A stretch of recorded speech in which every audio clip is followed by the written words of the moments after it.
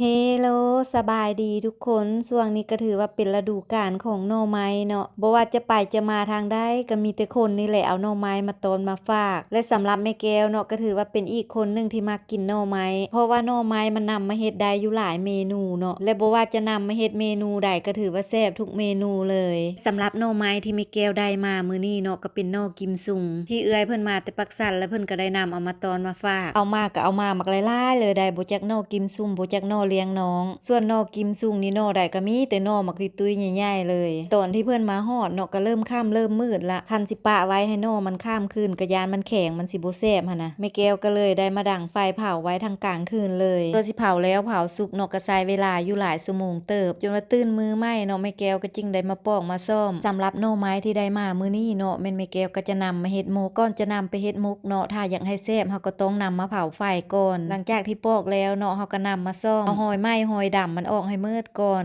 หลังจากนั้นก็นำไปล้างน้ำทำความสะอาดดีๆแล้วก็จึงนำมาขีดมาซอยหรือว่ามาเคี่ยนเนาะสำหรับในการเคี่ยนเนาะแม่แก้วก็จะใช้ไม้แหลมขีดให้มันเป็นเส้นฝอยๆหรือว่าเป็นตอนบางๆเวลาที่นั่งเคี่ยนหน่อไม้แบบนี้บ่ฮู้เป็นหยังต้องคิดฮอดอดีตตอนที่ยังเป็นเด็กน้อยทุกเทื่อเลยเพราะว่าตอนยังน้อยแม่แก้วน่ะมักสุดๆเลยในการเคี่ยนหน่อไม้นี่นะในสมัยนั้นเนาะส่วนหลายเพิ่นจะใช้เอาน้ำมาเกียงเนาะมาใส่เป็นอันเคี่ยนหั่นนะส่วนแม่แก้วหันก็ไปเลาะไปซอกเก็บเอาน้ำหั่นแหละมานั่งเคี่ยนเทื่อใดก็รู้สึกว่ามีความสุขสุดๆเลยแหละสำหรับหน่อไม้ที่เคี่ยนแล้วเนาะจะเป็นเส้นฝอยๆบางๆนุ่มๆนวลๆแบบนี้เลยเนาะหลังจากที่เคี่ยนแล้วเนาะเฮาก็นำมาต้มอีกเทื่อนึงก็เอาน้ำขมมันออกแล้วให้มันจืดดีๆหลังจากที่ต้มหน่อจืดดีแล้วเนาะเฮาก็มาค้างหม้อเพื่อเกี่ยวหัวผักบัวผักเทียมเกี่ยวไปพอหัวผักบัวผักเทียมมันเริ่มเหลืองตามด้วยการใส่ซีนหมูลงไปคั่วไปอีกจักหน่อยพอซีนหมูมันเริ่มหั่นก็ตามด้วยการใส่หน่อไม้ลงไปจากที่ใส่หน่อไม้ลงไปแล้วก็ทำการคั่วไปอีกจักหน่อยก็ตามด้วยการใส่ปลาแดกลงไป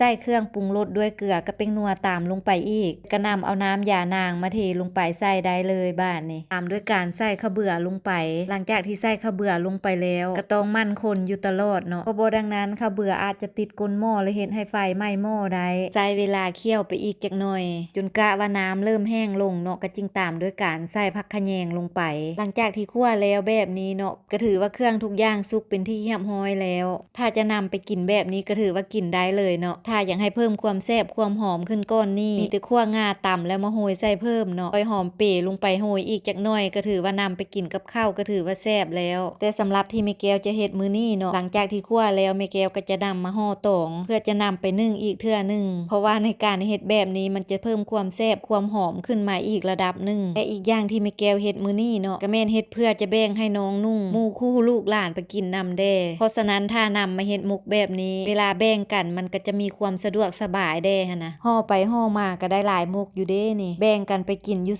2-3เฮือนก็น่าจะพอดีอยู่เนาะหลังจากที่ห่อแล้วเนาะก็จะนำมาเรียนใส่ซึ้งเพื่อจะนำมานึ่งอีกเทื่อนึงจะใช้เวลานึ่งอยู่บ่ดนเนาะเพราะว่าเครื่องทุกอย่างก็สุกดีหมดแล้วหั่นนะจะเฮ็ดไฟแห้งแล้วก็ใช้เวลานึ่งไปประมาณ30นาทีแล้วก็ยาพอใช้เวลานึ่งไปได้ระยะนึงมาเปิดฝาหม้อเบิ่งตอนนี้มุกของเฮาก็น่าจะสุกได้ที่ดีแล้วลองไปไขเบิ่งมุกด้านในนำกันเนาะว่าเวลาสุกมาสีสันหน้าตาสิเป็นจังไดเพราะว่าตอนที่นึ่งอยู่หั่นน่ะคือว่าส่งกลิ่นหอมหวนส่วนกินเอาแท้เอาว่ากระดักกระโดแท้ก็เปิดจังมุก2มุกมาซิมเบิ่งก่อนเด้อว่ามันสิแซ่บซ้ำใดคือว่าส่งกลิ่นหอมเอาแท้เอาว่าเปิดมุกฮ้อนๆออกอายท่วนๆแบบนี้ข้าวเหนียวตุยมุมเข้าไปถือว่าเป็นอีหยังที่ฟินสุดๆเลยแหละทุกคนมาเด้อทุกคนมากินข้าวกับมุกหน่อไม้แซ่บๆนำแม่แก้วนำกันสิมีไผสนใจมากินเมนูบ้านๆแบบนี้นำแม่แก้วอยู่บ่เนาะสำหรับคลิปวิดีโอนี้ขอจบเพียงเท่านี้แล้วพบกันในคลิปใหม่ก่อนไปขออวยพรให้ทุกคนจงใช้